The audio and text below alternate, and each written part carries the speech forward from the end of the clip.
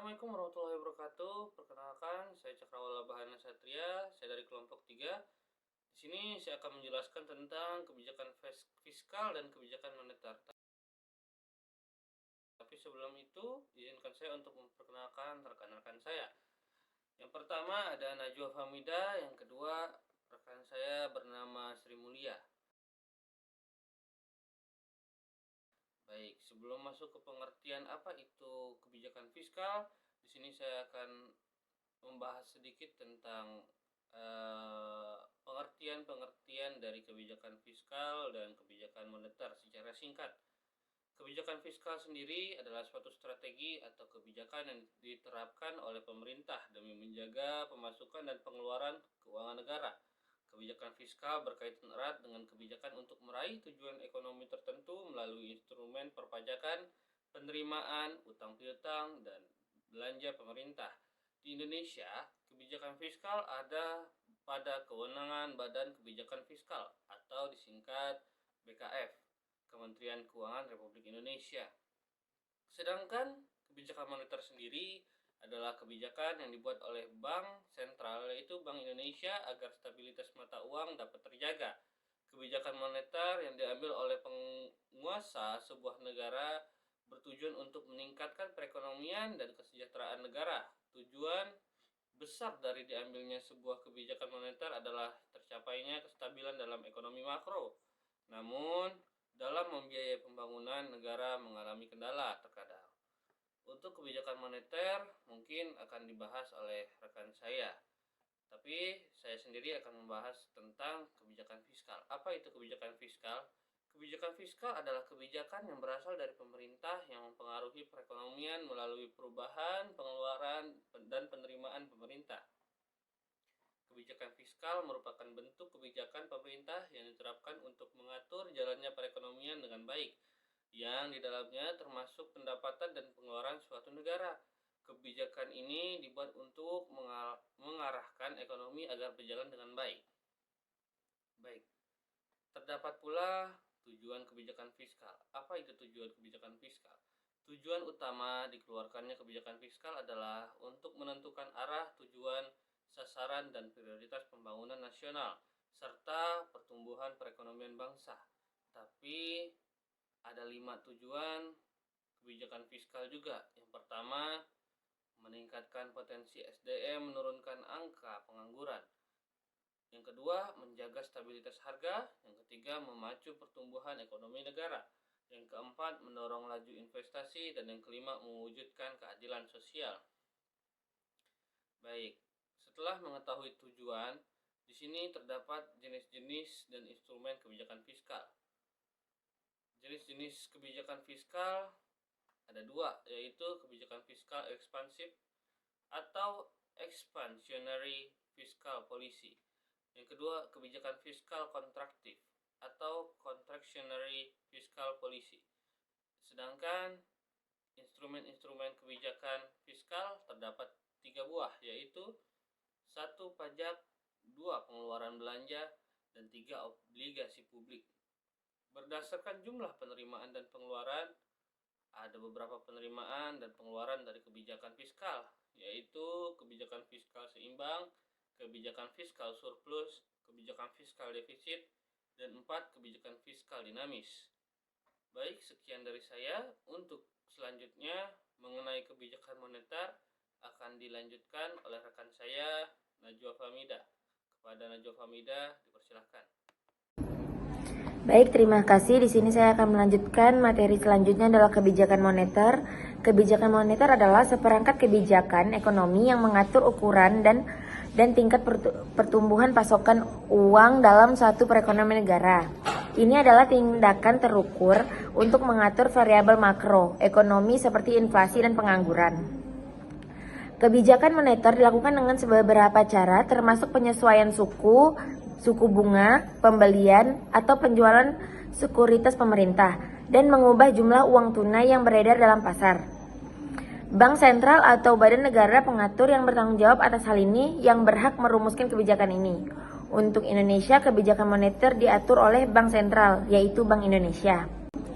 Selanjutnya adalah tujuan kebijakan moneter. Tujuan utama dari kebijakan ini adalah manajemen inflasi, pengangguran, dan pemeliharaan nilai tukar mata uang. Yang pertama ada inflasi, adalah tingkat inflasi yang rendah dianggap sehat bagi perekonomian sebuah negara. Namun ini adalah inflasi yang sudah sangat tinggi. Kebijakan moneter diharapkan dapat mengatasi masalah ini. Selanjutnya ada pengangguran. Pengangguran adalah kebijakan moneter akan mengurangi pengangguran karena pasokan uang yang lebih tinggi merangsang kegiatan bisnis yang mengarah pada perluasan pasar kerja. Selanjutnya ada nilai tukar mata uang. Dengan menggunakan orientasi fiskal, Bank Sentral dapat mengatur nilai tukar antara mata uang domestik dengan asing. Sebagai contoh, Bank Indonesia dapat meningkatkan jumlah uang beredar dengan mengeluarkan lebih banyak uang cetak. Dalam kasus ini, mata uang negara tersebut menjadi lebih murah dibandingkan dengan mata uang negara lain. Selanjutnya ada jenis-jenis dan instrumen-instrumen kebijakan moneter. Di sini jenis-jenis kebijakan moneter di sini ada dua, ada kebijakan moneter ekspansif dan kebijakan moneter kontraktif. Dan instrumen kebijakan moneter di sini ada tiga. Satu adalah penyesuaian tingkat suku bunga, yang kedua ada penyesuaian giro wajib umum atau GWM, yang ketiga ada operasi pasar terbuka. Jenis-jenisnya tadi ada kebijakan ekspansif, bertujuan untuk meningkatkan pasokan uang dalam perekonomian dengan menurunkan suku bunga. Sedangkan yang kebijakan kontraktif adalah untuk mengurangi jumlah uang beredar dalam perekonomian. Ini dapat dicapai dengan menaiknya suku bunga, menjual obligasi pemerintah, dan meningkatkan persyaratan cadangan.